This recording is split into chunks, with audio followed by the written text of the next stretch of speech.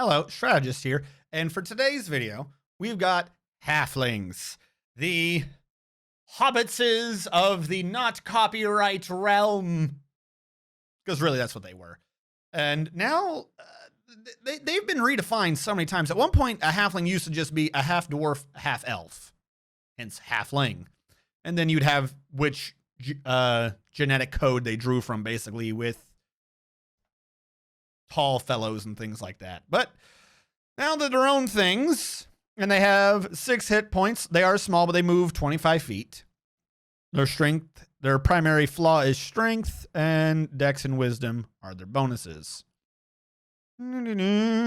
They have keen eyes. Your eyes are sharp, allowing you to make out small details, blah, blah, blah. You gain a +2 circumstance bonus when using the seek action to find hidden or undetected creatures within 30 feet of you. When you target an opponent that is concealed from you or hidden you, reduce the DC of the flat check to 3 for a concealed target or 9 for a hidden one. When you target an opponent that is concealed from you or hidden from you, reduce the DC of a flat check to 3. It means you only fail on a 1 or 2. It means you succeed 90% of the time. Because of their keen eyes. I'm going to just use this real quick just to double tap on why burrowing creatures should have been under this, not a feat. It is possible to have things under this. But continuing on, besides dark vision, Halfling heritages. The gutsy Halfling. When you roll a success on a saving throw against an emotion effect, you get a critical success instead. So Halflings, a gutsy Halfling can choose to basically have evasion versus bards. There are other emotion effects, but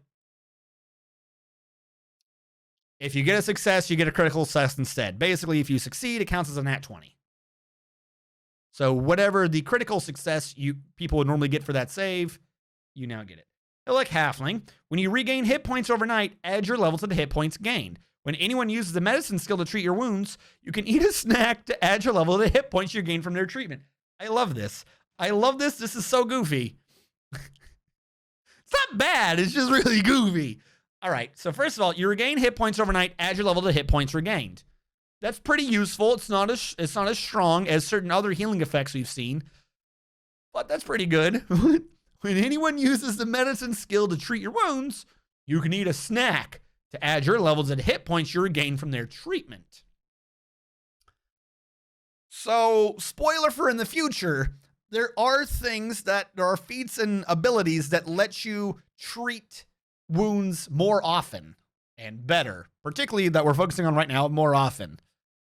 As long as you have snacks, a Hillock Halfling, I think, can actually outperform in terms of healing that which we've seen before, because it's a full level, not half your level, and it's already stacking with healing. The only problem is it has the prerequisite that somebody has to be trying to treat you.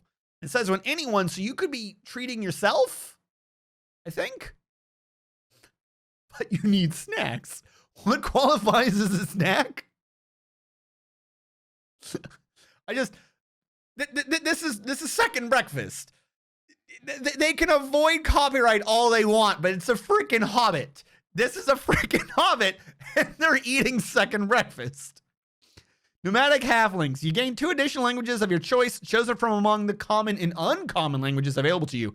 And every time you take the multilingual feat, you gain another new language. Role-playing, this is good. I really like this. This gives you a very fast route to gaining more languages. You take this feat, and you immediately gain 2 extra feats. And when you take the feat to gain a language, you gain 2 instead. If someone's wanting to be the party face, this is a quick and dirty way to get it all over and done with. Because other than any languages above uncommon, you've basically, within a few feats, taken every language. This is good. Not really necessarily good for combat, but that's a really good one. I do like that. Twilight Halfling. You gain low light vision. Again, I'm going with my old thing of bring a light. Low light vision, though, in terms of things, is better to have than dark vision. Dark vision has a hard cap to its range, whereas low light vision performs extraordinarily well outside underneath moonlight, where most people are getting a bigger penalty or can't see as far due to it, you can see twice as far or have no penalty. So this is slightly better. It's not, doesn't follow the bring a source of light like dark vision does, but you do or you don't need low light vision if you're in that situation. I would, just because of its ability to keep you alive, rate it slightly higher than the multilingual one. But these both have their conditions, their places. If you're doing a campaign that's mostly urban or political intrigue, you're going to be around a lot of light. Unless you're like an assassin person, you know what I'm saying?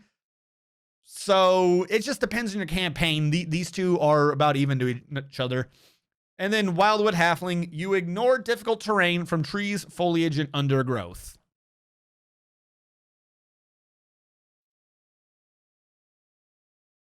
Okay, that's good. That's really good.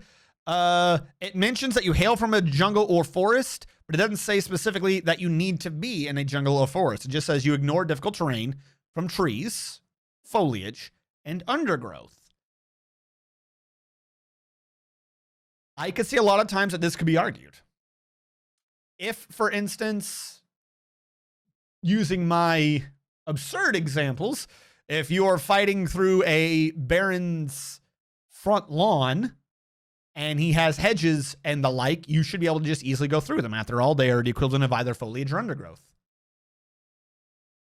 Like that is its express purpose, and it applies in areas that aren't necessarily just jungle or forest. I would remind you, if you take this, though, to remember you have this. Your DM's not going to necessarily remember every time that you just ignore it. You need to understand just how vague a definition that, it's not vague, how wide a definition trees, foliage, and undergrowth is. Does foliage differentiate from shrubberies, for instance? It's not an argumentative point, just be aware that you ignore difficult terrain. And you ignore difficult terrain doesn't even say that you ignore movement penalties or anything that might happen. Though difficult terrain is generally associated with movement penalties, something may at some point come up. This is a very small, I think maybe something could be extrapolated out of this. Generally, that's just going to be for movement penalties and or other penalties associated with being in it. But just the generic you ignore difficult terrain is arguable. Ancestry feats, quickly moving on. At first level, distracting shadows. You may use creatures that are at least one size larger than you as cover for the hide and seek actions, although you cannot use them as cover for other uses, such as the take cover action. So, okay. Hey, if you're playing a sneaky guy, you need a quick way to sneak, hide, and sneak. That's pretty cool. Even better, this does not physically require you to be a halfling. Nothing in here says, oh, you're halfling feat or whatever. So if you're a goblin, goblin was a sneaky one, right? I've gone through some of these races I'm forgetting right now. You guys know what I'm talking about. The extraordinarily sneaky one who has very, very sneaky. If you are adopted by halflings by taking the adoption feat, you could take the distracting shadows as your choice, and you can use creatures now for hide and sneak. Couple that with very sneaky, you don't become visible as long as by the end of your turn, you're in a position where you could hide or sneak. So you could actually just go from ally to ally to ally, sneaking the whole time. You could use them as mobile sources of cover. Well, not cover, but mobile sources of hiding capabilities. So there's a good combo in there, though admittedly at this point you've taken 3 feats, one for very sneaky, one for the adoption, and one for distracting shadows. And very sneaky already built upon itself anyways. It's there if someone wants to use it. Halfling lore, it's the halfling racial. In this case, they get acrobatics and stealth. Going with the rogue things as you've already seen for distracting shadows. You're already going to have stealth. You might as well get the free skill out of it. Take this, go with that, get a skill that you think you might be needing. Halfling luck. Like to point out, it's a hollow. Once per day, you fail a skill check or saving throw. So you use this. It's not a reaction. This is a free action, right? This is This is why I had it as a thing that I should take note of. That's not a reaction. That's the thing that throws me off. That is not a reaction. Once a day, if you fail a skill check or saving throw, you can re-roll the triggering check, but you must use the new result even if it's worse than your first roll. However, what page am I on? I am on page 53. However, that is a hollow diamond. 53, I'm going to say 20. Where did we cover the abilities in this game? Must have been before 20. It is not a reaction, which causes an issue. A free action. Don't require you to spend any of your 3 single actions or your reaction. Free action might have a trigger like a reaction does. If so, you can use it just like a reaction, even if it's not your turn. However, you can only use 1 free action per trigger. So, as this is a free action, not a reaction, this is really good for people who need to use their reactions. Like people who do attacks of opportunity and the like. As, even though it's only once per day, this is a secondary reaction that doesn't take one. So it's not competing for your action economy. That makes it really good. If you want to blow a feat to 1 a day, get a reroll. Some people do, some people don't. I don't have anything against that or for that. It's just the way it's listed is pretty good. It's not a competing thing with your reactions. Halfling weapon familiarity is the halfling versions of weapon familiarity. In this case, it is sling, halfling, sling staff, and short sword. Sure feat. Whether keeping your balance, if you roll success on an acrobatics check, which as we saw earlier is one that they might have a decent of, wherever that was, halfling lore. If you roll success on an acrobatics check to balance or an athletics check to climb, you get a critical success instead. And you are not flat-footed when you attempt to balance or climb. This is very good for 2 things. 1, that second thing is an always-on active ability. It is a passive, essentially. You are not flat-footed when you attempt to balance or climb. That's just always generally good. That's just always generally good. Also, all successes on acrobatics to balance or athletics to climb are crit successes automatically. This is kind of having a climb speed. This is basically, if you have a climb speed, you don't really need to balance since you're just climbing along it. And if you have a climb speed, you're not flat-footed when you're doing it, so you don't have to worry about that. The only thing where this might actually be slightly better, while slower, is that successes are critical successes instead. So it's a slightly better but slower climb speed. Again, because while it talks about balance, you're not comparing it to climb speed. I know you can't use this to do climb instead of balance, but someone who has climb speed generally doesn't really need to do a balance because they would just treat it as a climb. If you get what I'm saying here. If you're bouncing on a narrow ledge, you'd be climbing on the wall next to it instead. So while you don't have a climb speed, you would need to be doing the balance check. You have better chances with your rolls, and you also don't get the AC penalty. So that's a good one for people who tend to find themselves in those positions. Titan Slinger. You have learned how to use your sling to fell enormous creatures. When you hit on an attack with a sling against a large or larger creature, increase the size of the weapon damage die by 1 step. So I have an issue with this. Spoiler alert, in Pathfinder and D&D, there are ways to make yourself larger. Titan Slinger does not say that the creature has to be larger than you, just the creature has to be large or larger. Your target is. If I somehow give myself or find myself enlarged to a larger size, medium or large, and I'm using a weapon that has not already been enlarged, like if I am enlarged, but then am using a large weapon versus a large creature, the large weapon gets treated as 1 die even higher. It becomes huge. When you hit on an attack with a sling against a large or larger creature, increase the size of the weapon damage die by 1 step. Now, admittedly, it's a sling, so not the greatest sources of damage, but what you could do through a series of combinations, you could be a halfling who's brought to large size, who is using an already large appropriate sling. This way you're not having to argue whether or not it could be treated as larger yet again because of the effect that made you large. If you're using an already appropriate sling and you swing it, the sling now counts as if it was huge instead.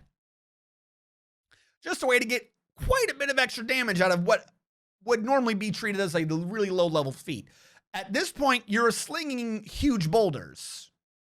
Like, depending upon who your DM is and how some of the rules may be listed on later on, that might just be treating you as a siege weapon.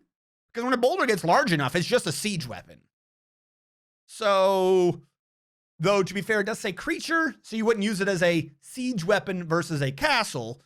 But if you were doing it versus a giant, you're doing the equivalent damage. And I want to make this clear. You're doing the equivalent damage because it just says increase the size of the weapon damage die, not physically increase the size of the weapon. So you'd still have issues going through the air. But it's just kind of funny that you're doing the equivalent damage of a siege. Unfettered Halfling. You were forced into service as a laborer. Whenever you roll success on a check to escape or a saving throw against an effect that would impose a grab or restrain condition on you, you get a critical success instead. 1. 2. Whenever a creature rolls a failure on a check to grapple you, they get a critical failure instead. If a creature uses the grab ability on you, it must succeed at an athletics check to grab you instead of automatically grabbing you. Oh my god. Oh my god. Oh my god. Oh my god. This is Grapple Monk. This is Grapple Monk. That's what this is. All three of these individually would be better than okay feats. 2 together would make this be, oh my god, you should take this if you're doing this build. All 3 together. I would legit suggest, even if it never comes in your campaign, to take the chance and take this feat. Let's redo this again. Whenever you roll success on a check to escape or a saving throw against an effect that would impose the grab or restrain condition on you, that's slightly generic. When you roll success on a check to escape, ropes, things like that. Rolling a check to escape, successes are automatically critical successes. Saving throws versus effects. Doesn't say normal or magical or anything like that. Just any effect that would impose grabbed or restrained on you. You get critical successes instead. Again, by itself, that's really good. That's kind of like a really weak freedom of movement. Like a really weak freedom of movement permanently as a feat. Non-magical. I'll take that. Then, when a creature rolls a failure on a check to grapple you, they get a critical failure instead. If you're doing this type of build, you'd probably be trying to find ways to buff your grapple anyways. So the idea of, hey, he failed, but maybe he'll try again or whatever, it being a crit failure, really good. Of the 3, this is admittedly the weakest effect in my opinion, but that's really good. You'd have to build for that one. You want your grapple higher to force them to fail, but that's really good. And then the piece de resistance. The weakness of all tiny creatures around the world is getting eaten because the DM has thrown in a creature that likes eating things, and the stomach can only have like 2 medium creatures or 4 small creatures. You are a chicken nugget. You are a chicken nugget, and this feat says he doesn't get to swallow you.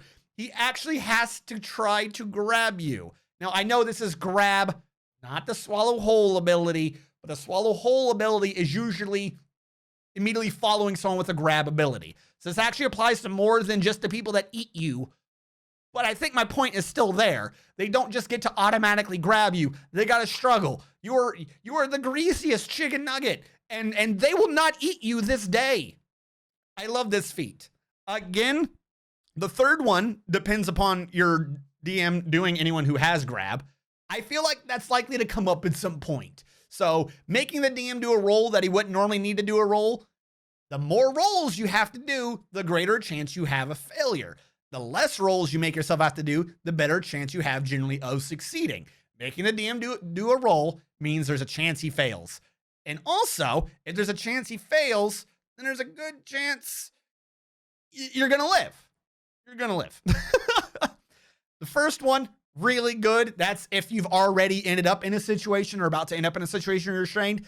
And the second one, again, I don't see that one coming up as often as the grab one, mostly because you need them to also fail. Like the grab one forces them to roll. The second one only applies if they fail to roll. The first one, you have to succeed, but you're in that situation, you're getting more rolls. I like all of this. Unfettered Halfling, I love it. Would generally work with most every build.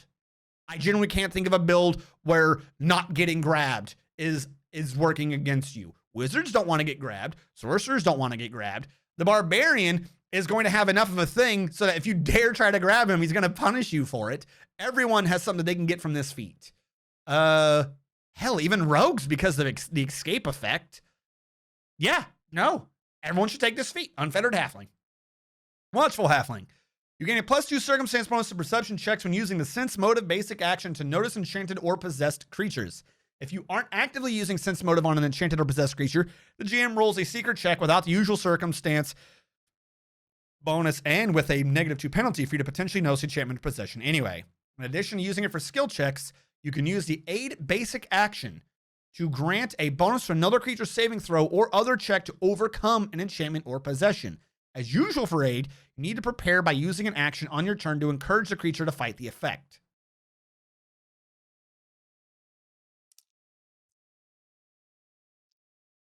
This is giving you a whole bunch of rules that you normally don't get to use.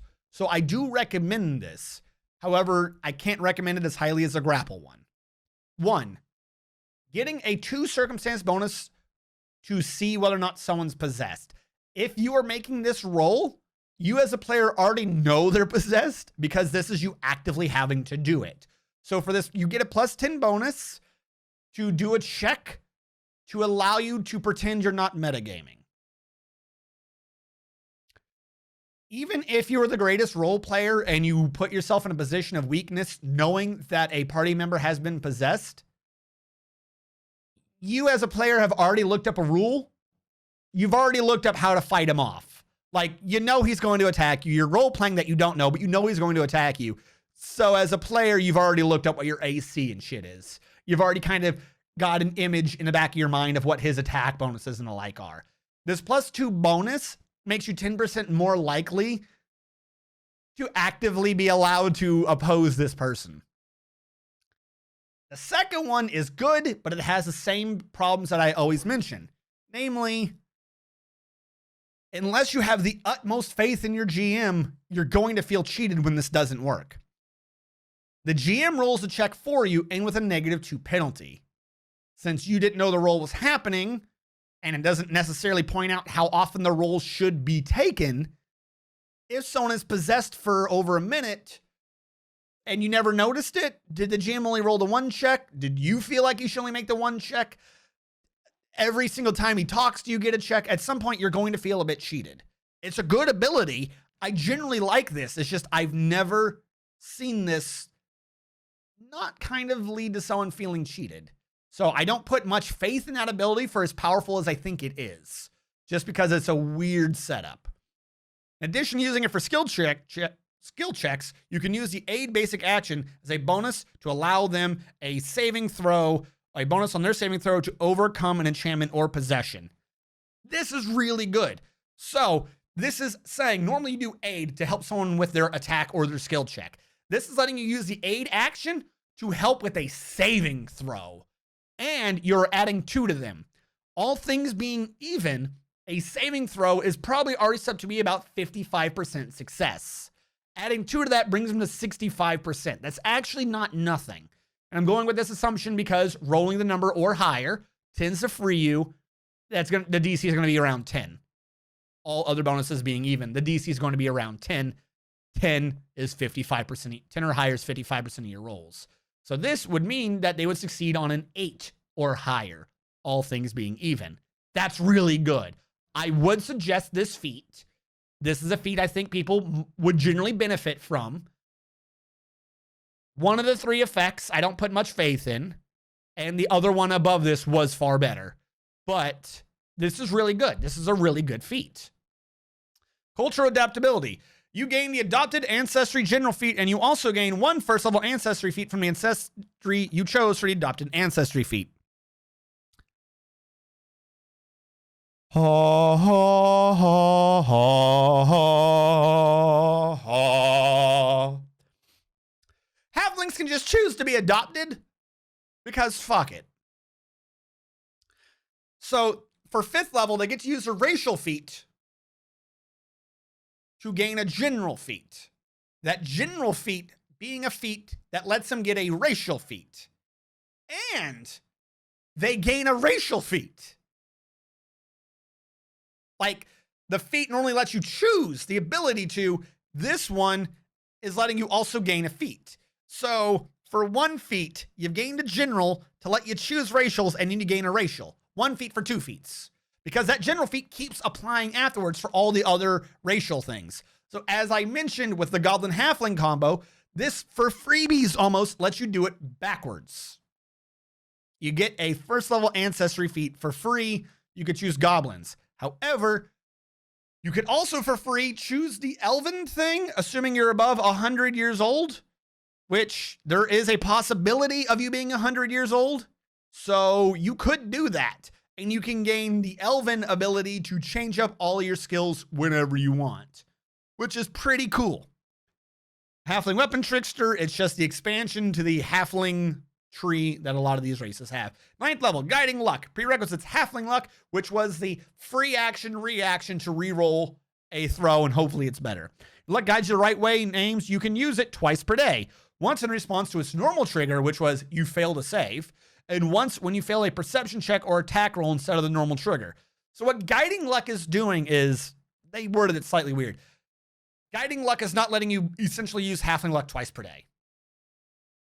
Guiding Luck is giving you another reroll that only applies to perception or attack rolls, because you can still only use it once for its normal trigger and once for the new trigger. So this feat gave you a new trigger and an extra use that can only be used with the new trigger. You're not using Halfling Luck twice per day. You're not. That's a really weird way to describe this. Unless something else modifies this even better. No? This applies to its own trigger. I think what they're doing is if they apply it to the one feat, if you you only need 1 feat to upgrade Halfling Luck to get 3 rolls, and then you could use that 3rd roll in one of the 2 triggers. But for understanding how this feat works by itself, you get 1 reroll that applies to perception checks or attack roll once a day. That's what it does by itself. It will, however, be tied into the keyword of Halfling Luck, because I think later on you get an extra reroll. That's what it's for. Irrepressible. You're easily able to ward off attempts to play on your fears and emotions. When you roll a success on a saving throw against an emotion effect, you get a critical success instead. If your heritage is Gutsy Halfling, which already gave you that effect, when you roll a critical failure, you get a failure instead. So Gutsy Halfling basically gave you evasion versus bards. Irrepressible, if you already have this, now gives you improved evasion versus bards. So now you can't even crit fail, you can only regular fail. Between these 2 effects, what you have is you can regular fail and critically succeed. That's it. You've taken out 4 of the options from emotion effects. And I know I keep saying bard, but really, who else? Who else would be your stereotypical emotion effect user? 13th level, Ceaseless Shadows. You excel at going unnoticed, especially among a crowd. You no longer need to have cover or be concealed to have hide or seek or sneak. So hide in plain sight. If you would have lesser cover from creatures, you gain cover and can take cover. And if you have cover from creatures, you gain greater cover. I want to point this out. You worded things slightly weird, but there's something very powerful in there. 1, hide in plain sight. You no longer need to have cover or be concealed to hide or sneak. It doesn't mention, it says especially among a crowd, but it doesn't mention anymore that you have that prerequisite. You no longer need to have cover or be concealed to hide or sneak. That's just hide in plain sight. That's all that is. If you would take lesser cover from creatures, you gain cover for free and can take cover, which would improve your cover to greater, I believe, or improved. But if you would already have been getting regular cover from creatures, you gain greater cover. You're not taking actions for these. What this Ceaseless Shadows allows you to do is up top, it gives you hide in plain sight. And the 3rd one says you get greater cover from creatures if they're big enough to give you regular cover. But still, that's good. Neither of those really takes anything over and above. The one in the middle already upgraded you to cover, and you can take cover to upgrade it even more, which is really good. It costs some actions. It's a really good effect, but between the other 2, I would say slightly lower just for the action economy. The other ones being freebie things that you could just do whenever. I mean, yes, you have to take an action to hide or sneak, but not needing any of the prerequisites means you're not wasting a move action to get to the cover, if that makes sense. The first and the third one free up action economy, though the second one is still really good. I would suggest this if you're going down the distracting shadows path, and really at this point, who's not? Halfling weapon expertise is the full upgrade to the halfling weapons. Halflings only had 6 hit points. I didn't address that at the beginning. That puts them 2 class tiers down for 1 level, or 1 class tier for 2 levels. You catch up. It's not that big of a thing. 25 feet, small size, with a possibility for exploits with that larger thing. Sneak preview, barbarians. That will bring us to the end of Halflings. Thank you all so much for watching. If you found this in any way educational, entertaining, give the video a thumbs up. I don't even know which way I have the camera working anymore. The video a thumbs up and give the channel a subscribe button. Give the channel a subscribe. Give me a button. Don't click it. Give me one. Send it to me in the mail. I want the whole background to be nothing but subscribe buttons. Thank you all so much for watching. I'll catch you guys next time.